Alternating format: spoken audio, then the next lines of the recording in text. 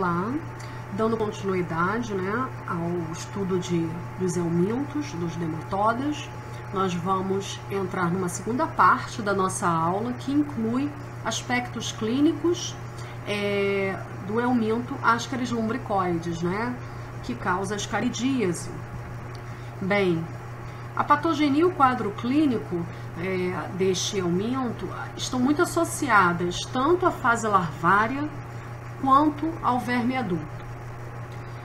Em boa parte dos casos, os sintomas associados às formas larvárias, que incluem a L3 passando pela parte, né, toda dos vasos mesentéricos até atingir o pulmão, constituindo nessa abordagem, nessa travessia, o ciclo de Loss e o seu amadurecimento até L5, é uma fase que muitas das vezes é tida como assintomática. Mas, dependendo do número de ovos ingeridos, da carga parasitária e dessas larvas que circulam pelo organismo do indivíduo acometido, as formas larvárias podem estar associadas ao síndrome de Loeffler. Essa síndrome, ela não é exclusiva de Ascaris, né? Outros eumintos também ocasionam essa reação, né, inflamatória nos pulmões, e o que se observa é um quadro, né, pulmonar, né, de uma pneumonia causada pela presença das larvas uma pneumonite, melhor dizendo, né, pela presença dessas larvas no pulmão, com aumento, né, de eosinófilos, e se você fizer um hemograma vai dar um aumento de eosinófilos, pode dar um aumento de anticorpos anti-IgE, você pode ter um quadro de asmas, reações urticariformes, que é muito comum quando o indivíduo está com algum tipo de verminose, febre, tosse, dispneia, dor torácica, roncos, sibilos, constituindo, né, uma síndrome respiratória aguda. A tosse pode ser produtiva e sanguinolenta em alguns casos. Aqui a gente vê uma radiografia de o tórax de uma criança de 8 anos com um quadro grave, né, de ascaridíase. Então você vê o pulmão tomado na radiografia e por conta da alta carga parasitária que a criança foi acometida, né? E aí, os casos associados ao verme adulto, eles têm uma outra sintomatologia que é muito mais comum no trato digestório propriamente dito. O que é alto e o que é baixo, né? Quando o indivíduo tem uns 3 a 4 vermes, ele vai apresentar poucos sintomas clínicos e um pouco comprometimento.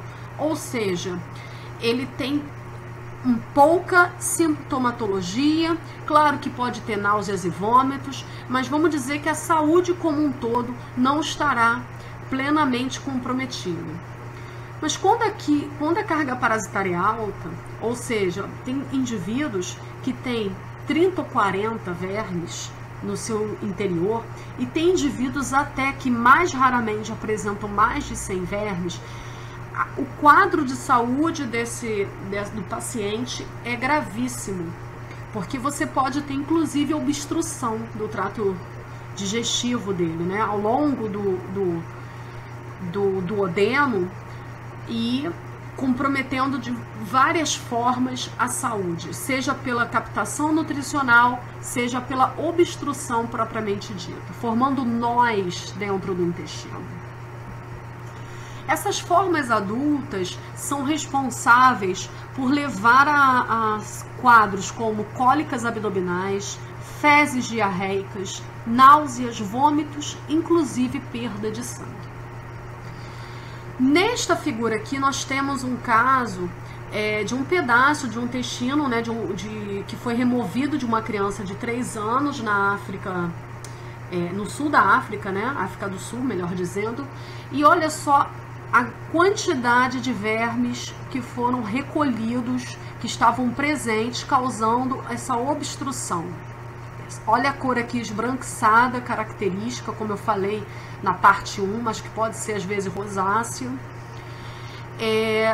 E a presença dos vermes, dependendo do quadro, da quantidade, ela está associada à fome oculta, ao emagrecimento, porque você tem que manter os vermes adultos e conforme ocorre, né, a reprodução e a ovoposição dos ovos, você está consumindo proteínas, lipídios, açúcares, muitas vitaminas, em especial A, B e C, né, que pode levar a uma queda de vitaminas no indivíduo, porque você precisa manter esses parasitos, esses aumentos no seu trato digestivo. O que é a fome oculta, que é diferente da fome que nós sentimos quando nós estamos sem nos alimentar por algumas horas?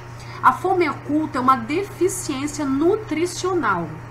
Ela está presente em todo o globo, independente de países desenvolvidos ou não, porque ela está associada não só a fatores genéticos, mas está associada a fatores de dietas culturais, é uma questão cultural.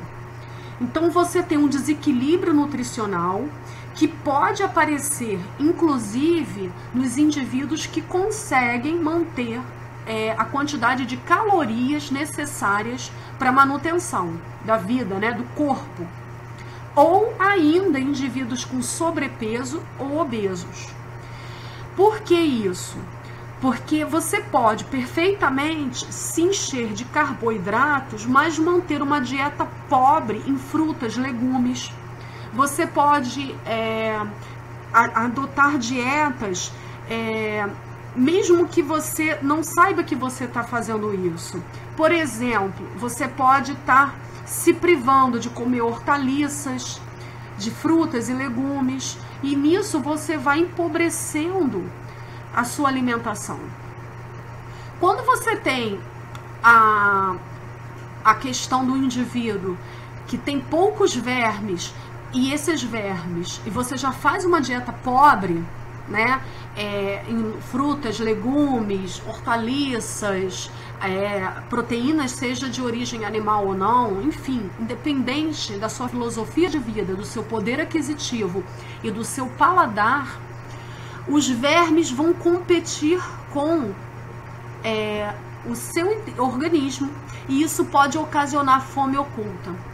Então, aparentemente, você pode ter nem mesmo a distensão abdominal, você pode até não estar apresentando náuseas e vômitos que façam com que o indivíduo se perceba doente, ou o médico suspeite de algum tipo de infecção, mas você tem uma carência. Então, dependendo da cultura do indivíduo e dependendo da presença desses vermes, você pode estar favorecendo a um quadro de fome oculta, seguida de emagrecimento, seguido de desnutrição. E aí você também tem quadros de irritabilidade, sono irrequieto, ranger dos dentes, que é comum, há um cansaço, né, porque se você pode estar anêmico, pode estar com deficiência nutricional, então nada está bem no seu organismo. E pode ter quadros de oclusão ou semi-oclusão intestinal, dependendo dessa carga parasitária que o indivíduo carrega. E isso requer intervenção cirúrgica.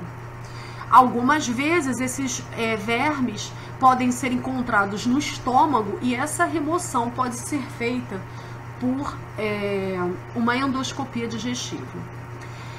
No desenvolvimento infantil, está atrelado ao baixo desenvolvimento físico e cognitivo, né? Então, isso é notório na história do nosso país e nos países em desenvolvimento, e é de grande importância para a saúde pública, né? E grande importância, nós temos que dar valor a essas medidas para se evitar que isso seja prevalente no nosso país e em outros países, né?